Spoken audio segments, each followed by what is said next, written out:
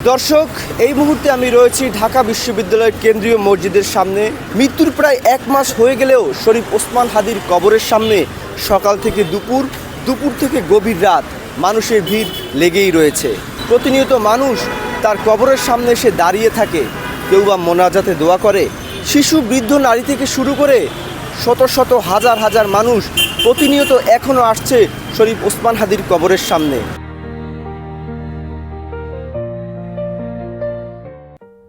শরীফ ওসমান হাদি মারা গেছেন প্রায় 1 মাস, কিন্তু মৃত্যুর 1 মাস পরও তার কবর যেন এক জীবন্ত ইতিহাসের পাঠশালা।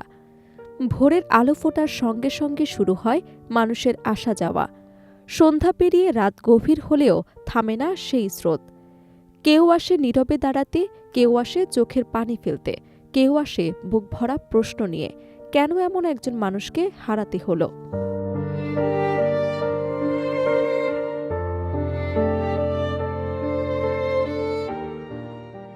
ইনকিলাবের যিনি মহানায়ক, ওনার কবরটা একটু জিয়ারত করতে চাচ্ছিলাম আর কি। কারণ হচ্ছে উনি যেটা মানুষদেরকে চেতনা সৃষ্টি করে দিয়েছে, এই চেতনাটা বিপ্লবী চেতনা, এবং উনি একটা শাহাদতের মর্যাদা নিয়ে আমাদের এখান থেকে বিদায় নিয়েছে। সেই জন্য সবার এখন মুখোমুখি সবার অন্তরের মধ্যে উনি এটা দাগ করে নিয়েছে এবং সবার অন্তরের মধ্যে উনি থেকে গেছে। কিছু জিনিস মনে হয় যেন রাষ্ট্রীয় ষড়যন্ত্র, কিন্তু আমরা যতটুকু আজ করতে পারতেছি এইখানে বেশ কিছু কনস্পিরেসি কাজ করতে পারে। কবরের সামনে দাঁড়ানো মানুষগুলোর চোখে কথা বলে, কেউ হাত তুলে দোয়া করছে, কেউ দীর্ঘ মোনাজাতে ভেঙে পড়ছে কান্নায়।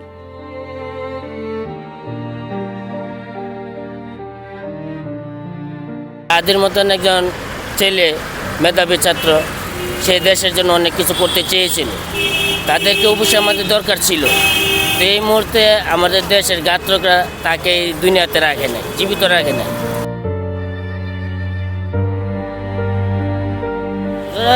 হাদি তো একজন খুব ভালো মানুষ ছিল, সে দেশের গরিব দুঃখী মানুষের জন্য কথা বলতে চাইছিল।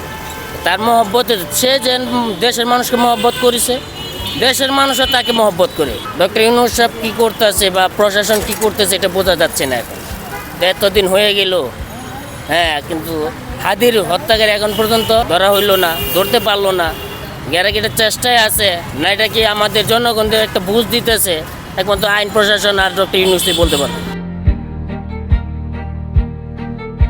ঢাকার যাত্রাবাড়ি থেকে আসা একটি পরিবার প্রতিদিনের মতো সেদিনও দাঁড়িয়েছিল কবরের পাশে। তাদের সঙ্গে ছিল একটি ছোট্ট ছেলে, চোখে নিষ্পাপ আলো, মুখে শিশুসুলভ সরলতা। মা বলছিলেন ছেলেটি হাফেজ হয়েছে, তিনি চান এই ছেলেকে বড় করবেন ইনসাফের সৈনিক হিসেবে।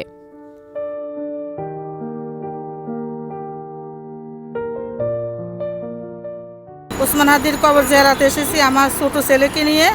আমার ছেলে কোরআনে হাফেজ হয়েছে, আমার ছেলেকে আমি হাদির মতো বানাইতে চাই। আমি ওর সবসময় ওকে দেখি, মোবাইলে এখনও দেখি, ওর বক্তৃতাগুলো খুব ভালো লাগে, ওর চলাফেরা সব কিছু আমার কাছে ভালো লাগে। ওসমান হাদির হত্যার বিচার চাই, অবশ্যই ওসমান হাদির হত্যার বিচার চাই।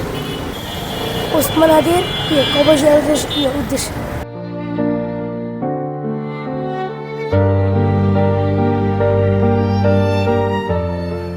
শহীদ ওসমান হাদির প্রতি মানুষের এই ভালোবাসা প্রমাণ করে শহীদদের মৃত্যু নেই, তারা বেঁচে থাকে জনতার হৃদয়ে।